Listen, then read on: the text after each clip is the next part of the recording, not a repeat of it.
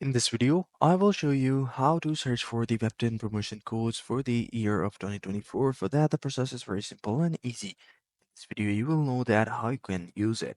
So, in order to get the promotion codes, go to your Google Chrome. And once you're in the Google Chrome, what you have to do is to search for the Webtoon promotion codes right over here.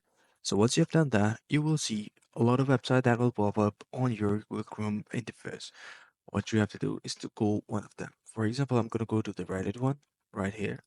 So why I choose Reddit? Because Reddit is a place where the people want to grow as a community and they share a lot of promotion codes and stuff according to the topic they are referring to. So for example, they are showing the referral code here, but if you don't get the promotion code on the Reddit, you can search it on the Google Chrome as I have done so.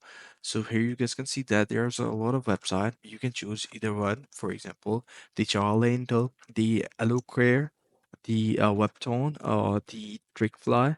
So we're gonna go through these website. For example, this website says that it was updated on December 7, 2024.